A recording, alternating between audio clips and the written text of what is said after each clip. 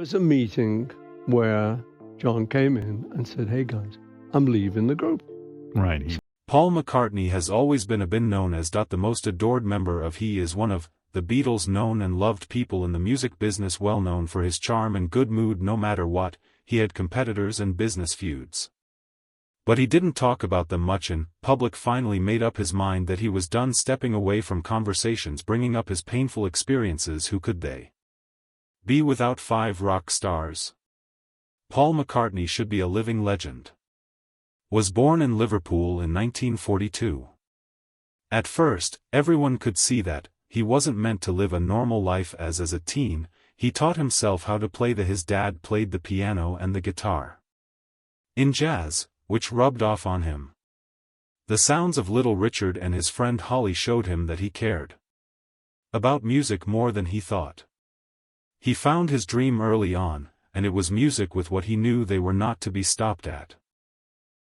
The young age of 15, Paul was already a part of the John Lennon, a quarry worker, started the group, and quickly turned into a local band. What began as a hobby for teens in 1957 turned into what we love and know today. The Beatles. This band threw brings young men into the public eye right away and was often called the cute Beatle. Paul was more than just a cute boy. The group, with his melodic bass play tenor voice that can be used for many things, making melodies that people will remember, made him the ideal creative partner for John. Beatles' more edgy style with John Lennon became more well known, so did Paul's. He always threw himself into his goals, the creative scene, to get ideas from and brought these thoughts into the studio. He was in charge of the thoughts that brought forth albums like Sgt. Pepper's in 1967. He was in the band Lonely Hearts Club ahead of his time because he knew everything, how to add pop without any problems, creative storytelling and elements into his songs. After the Beatles broke up, Paul did not run away. Instead, he channeled his imagination into new projects. He began Wings with the woman he loved first, Linda Lane, his wife, and his friend Denny Lane. Under his direction, the band did very well through the 1970s with hits like Band On. They ran and sang silly love songs. Finally split up in 1981 today with 32 #1 hits to his name, awards and a nightclub for your work in music. Sir Paul McCartney is one of the richest and one of the most respected musicians in the world. Even though he was thought to be worth £1 billion and many awards, he's still that young teen who doesn't know. From Liverpool, who was deeply in love. Paul is known for being humble when it comes to music and good heart, but what happens when he is constantly let down and lied to by friends and people who are seen? Paul rarely shared his with his brothers. Being let down or disappointed with co-workers in the same field, he only took this time, he took it in stride. Stop acting like this didn't hurt him. There are 5 people that Paul said he wasn't able to stand up for. Eric Clapton. This rock star was born on March 30, 1945, in Britain. He may not have thought that he would become one of the most revered guitarists in the history of music. His fans call him Slow Hand, earned his nickname for the careful, soulful way of playing the guitar. From 1963 to he was with the Yardbirds. 1965. It was a good time, but Eric was bored and wanted more from this. He wanted to make a pure music career. The blues sound spoke to him in the late 1960s. He made the powerful music trio Cream with drummer Ginger Baker and Bruce Clapton, who played the bass. Made long-lasting blues improvisations that changed what rock music could do. The group broke up in the end, but not before coming up with 4 groundbreaking albums during his career. In the 1970s went on an upward trend, and Paul Kennedy couldn't help but admire his skill and care for details. Recognition came after all of his Rock and Roll Hall of Fame ranked him second. It made their list of the 100 best guitarists of all time, while Gibson ranked him 4th in their top 50. Time magazine named the top 100 guitarists of all time, ranked him 5th on their list of the 10 best electric guitarists in 2009. He's gathered 18 Grammy Awards and won a Crown Prince or Commander of the Most Excellent Order of the British Empire for music services since 2004 and holds the honor of being the only person inducted into the Rock and Roll Hall of Fame 3 times as a solo artist, as well as being a member of both the Carl and Paul Met a bird called Yardbirds and Cream a few times before Paul got there. Was in the studio a few times when it was safe to say that in the business world, they were allies that Paul thought they were until he saw them. Left the Beatles to make a name for himself after the Beatles broke up. Whenever Paul tried to get him to come out to work with him on a number of there were times when it looked like their alliance was just a thought of Paul's. During the 1970s, Paul's imagination Eric with the idea of making a music video group that put together the Beatles' history. It was a good idea to use blues magic. Eric Clapton never replied, though. The last thing that made people give up was at the tribute to George Harrison in 1992 concert. Paul was looking forward to seeing the late Eric Clapton and some members of the They Will Sing One Last Hit together. Eric helped put together the list of guests, but he put Paul at the very end, which was a surprise. Supposedly told the organizers what to do not to turn the event into a reunion of the Beatles. Some fans thought the statement made them mad. Paul told him that was wrong and it wasn't about pride. It was about respect, someone who really respected him and wouldn't try to hurt him. He was born as MC Jagger, Michael Phillip, and he went into the world on July 26, 1943. He was born in Dartford, a small town, and even though the neighborhood was mostly Mick was going to be quiet and not pay attention. He wasn't going to be quiet at all. Grow up to be a rebel and a rock star in a strange way. His journey began at he went to the London School of Economics. He gave up his economics books for a microphone that he shared with Keith Richards, and the two of them made a that has had a long-lasting effect in the history of music. Keith was his classmate, and they both found out their love of music led to the creation one of the best rock groups ever. History. The Rolling Stones didn't do just write songs that got big on the charts. Made anthems that generations will remember. Mick was crafty in more than one way. He was very smart and creative. His drive to make movies in the early 1970s, he made movies like critics didn't like the performance or Ned Kelly weren't always happy when a man already well known in music tried to become well known in movies too. He set up the production company Jagged Arts Movies and put together a supergroup of musicians around the time when it was called Super Heavy. The Rolling Stones were having a great time. Changes in the charts and in clubs. The Beatles also ruled their record labels with groundbreaking records like Here Comes the Sun, Let It Be, and Get Together. Both bands were formed and it was still the early 1960s. During this, fans of the time chose between the two camps. Bands started to compete with each other, and it looked like this rivalry between fans would lead to, but there was bad blood between the two groups. Every time Paul McCartney was talked to and asked about the rivalry, he laughed it off as something that only the fans tried to show other fans the bands were competing to be the best. British rock to Paul, he said, when we were being interviewed, we would laugh about it and act like it was a friendly. There was competition, but they were friendly. That was the only way to be with each other. The Rolling Stones might have been able to, I Want to Be Your Man, song. Paul in a way, McCartney gave them the song of goodwill, but he didn't know that Mick Jagger wasn't the friend Paul took him to be. Because Paul said nice things about the Rolling Stones, called them a proper band. Things got tough when the Stones became more well-known. It looked like Mick's attitude toward Paul was starting to change in the 1970s. Mick told a writer that they were just a pop band, and the Rolling Stones were the real deal. The sound of the time was like music for teens. It wasn't a type of music that was looked at with a lot of respect at this point. It was clear that Mick was dishonest and only hung out with Paul when it was good for him and made working together when it was convenient. On the outside, he seemed like this bad boy who had a rivalry going on with the Beatles. His public stance was added fuel to the fire, getting the fans excited even more. This pushed album sales. It was a great hoax, but Paul's trust was lost in 2004. Mick was asked to do an interview with Rolling Stone. If the Beatles deserved their fame or reputation for being the best band ever this time, his answer was, they certainly weren't a great live band, but maybe they were in the Cave's early days when I'm sure they'll do well as a club band. They were really, really funny and all that.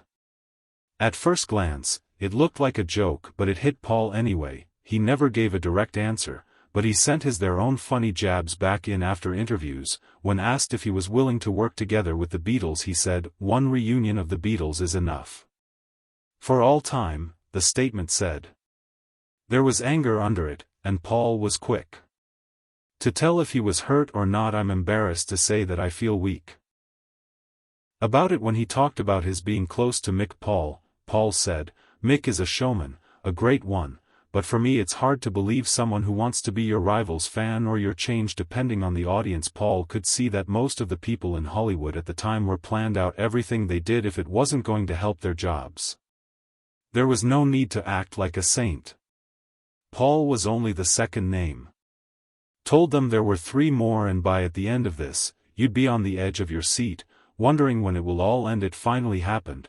Paul McCartney was through it all without any regrets. Bob Dylan is a St. Louis County born in the area. His name was Robert Allen. In the spring of 1941, when he was 20 years old, Zimmerman was young and packed up his hopes and went to New York City in 1961. After the promise of a rich music career by law, he changed his name to Robert Dylan, stating that he did not enjoy the name he was given at birth and thought he needed a new name to start making music. After that, his career was nothing but Dylan's journey began with the rise of politics with traditional blues and folk music on his album in 1962, but by 1963 he had his voice with the free will in Bob Dylan songs like Heads Will Roll, and The Times Have Changed, and captured a radical energy that turned into the music for a generation that once there were more than just songs that changed. People called for peace and civil rights. Then came the big lie that Bob was folk music and all the radical messages his fans were only used to hearing from him. An old sound was torn between 2 sticks with Bob's new phase, or looking for another artist with a similar message. In between 1965 and 1966, Bob traded his acoustic for a guitar. Playing guitar for electric rock songs, folks felt like they were left behind, but he was busy making more pop music. His 6-minute epic Sounds Like a Rolling Stone changed how radio worked. Friendly songs and showed that people, it made them want something more. Topped the charts faster than snow could fall around. In December, a strange bike accident in July 1966 changed how well his career has been going. This stopped his career because the harm he suffered in the terrible because of the accident. Bob had to stop touring for 7 years during this time as a hermit. Previously worked with the band they made together were known as the Hawks. The John Wesley Harding tapes in the basement and the skyline of Nashville. These made a mark on the history of music. Has sold over 125 million records worldwide, been accepted into many halls of fame, and got the Presidential Medal of Freedom. On the most amazing is that he has never stopped. He shows how much he loves his job by brightly through his commitment to his tour that will never end has kept him on the road since the late 1980s, an 84-year-old still looking for the thrill of writing songs and doing things besides music. Bob has shown that he was a visual artist and sculptor who wrote 9 books of drawing and painting since 1964. His life has given many people ideas, documentaries, and even a biopic about him in 2024, and no one knows for sure if Bob Dylan had this beautiful, bubbly, creative person. Paul McCartney would not have been lucky enough to get to know that side of him. Whenever Paul talked about Bob, I told them I didn't think Dylan would be. It was easy, but I didn't think he would be cruel either. Paul McCartney set up a secret peace summit to make people more aware and ask political leaders to put down their weapons. He put his hand out for nuclear weapons. A number of artists, including Bob Dylan, they had met before, and the conversation they had sounded, however friendly and light-hearted. Paul McCartney saw something that was wrong with the way Bob Dylan treated him. Every time Paul wanted to work with Bob, he always put things off, and there he was. When Paul asked him to come to the Peace Summit was silence. He eventually talked to Paul, but it wasn't the response he had hoped for. Bob said, "I do not conduct sing-alongs for politicians. You are turning protests into products." The response hurt Paul. It made him feel like he was chasing a cause solely for his benefit or for clout. Allegedly, Paul responded that Bob's words made him feel like a schoolboy trying to impress his teacher with finger paint. It was a situation that came as a surprise to Paul because he had never had altercations with Bob Dylan. They always seemed friendly whenever they were together. There was a point when Paul realized that he did not have a friend in Bob. In a radio interview, when asked about The peace efforts made by other artists. Bob referred to these efforts as performance art for rockers. It was quite disappointing for Paul that Bob did not think their efforts would make a difference in the world. David Bowie was born in 1947 as David Robert Jones. He grew up in post-war England and was drawn to art, music and design. As a boy he spent his young age absorbing everything creative he could access at just 16. David took his first bold leap into the music world in 1963. What followed was a series of false starts that could have crushed his spirit. String after string of unsuccessful singles with local bands, a solo album in 1967 that barely made a ripple, and the constant struggle of an artist trying to find his voice. It was hard for him to create a reputation for himself in the industry. But David Bowie possessed something rare, a belief that reinvention was not just possible but necessary. In 1969. He released Space Oddity, which cracked the walls of the UK top 5. The success did not push him to become more open to fame. He disappeared for 3 years and returned as an entity reinvented to fit David's true identity. He re-emerged as the flamboyant androgynous alter ego Ziggy Stardust. Ziggy represented a rock star who broke the conventions set up for the average artist. Ziggy wasn't just an alter ego, he was a fever dream wrapped in glitter and platform boots. The 1972 album The Rise and Fall of Ziggy Stardust and the Spiders from Mars didn't just make David famous, it made him mythical. However, true to his nature, just as audiences fell in love with Ziggy, David killed him off and moved on. The mid-70s brought another dramatic shift. David began to explore a sound he referred to as plastic soul. This sound confused his British fans, but it was the golden key to unlocking the doors for his American audience. This was a sign of his commercial success. David packed up and moved to Berlin in the late 70s, collaborating with Brian Eno on a trilogy of albums that pushed electronic music into uncharted territory. The 80s brought David his greatest commercial triumph with Let's Dance in 1983, but even massive success couldn't change his restlessness. He was always ready to try something new, something that challenged his creativity and imagination. He formed the hard rock band Tin Machine, explored industrial and jungle music, and seamlessly transitioned between recording studios and movie sets. After decades of constant touring and recording, David stepped back from live performance after 2004. Many assumed he was retiring, but he was simply entering another phase. After a decade of silence, he surprised the world with The Next Day in 2013, proving that his creative fire still burned bright. His final act was the most touching. Fans around the world went gaga when they realized it was going to be his final musical project. Blacker was released just 2 days before his demise on the 10th of January 2016. It was David's carefully crafted farewell. It sounded like an ode to his end. The album felt like a precursor to his passing. With over 100 million records sold worldwide, 6 Grammy Awards, and a permanent place in the Rock and Roll Hall of Fame, David Bowie's legacy extends far beyond mere numbers. He gave the world permission to change, to experiment, to fail spectacularly, and to try again. Although he was a gem in the music industry and left a glistening legacy, Paul McCartney mentioned him as one of the people he had a fallout with. David Bowie may have been a sweetheart in the hearts of his fans, but to Paul he was just another snob. They both admired each other from a distance. They even frequently crossed paths whenever Paul sought something more official than a high, and by conversation he disappeared. In the early 1990s, Paul had an idea of a concept album featuring artists from different genres of music. He invited David Bowie, but Bowie dismissed the invitation by giving no response. Through a friend, Paul heard that David called the event McCartney's retirement fantasy. Paul described David as too complex to like and too wonderful to ignore. He claimed he was the friend he never had because David never really allowed him to build a solid friendship. David Bowie may have passed away before anything could blossom between them, but he was deeply disappointed that he had lost that chance before he could even fight for it. John Lennon. John Winston Ono Lennon was born in Liverpool on the 9th of October 1940. John was a child born during a time of war, and this might have sparked the rebellion that reared its head every time he wanted to express his creativity. In 1956, a skiffle craze was spreading through Britain. During this period, John put together a few boys from his high school to form the Quarrymen. When the Beatles emerged in 1960, Lennon naturally took the reins as their leader, though he gradually watched that role shift to his songwriting partner Paul McCartney. Together they created what remains the most successful songwriting partnership ever recorded. John had a restless kind of creativity. He knew he was an overflowing energy of creative fluidity, and all he needed was to tap into the right channels while crafting Beatles masterpieces like Strawberry Fields Forever, which he considered his finest work with the band. He simultaneously dove into films like How I Won the War. He penned collections of wonderfully absurd writings and drawings in books like In His Own Right, N.A.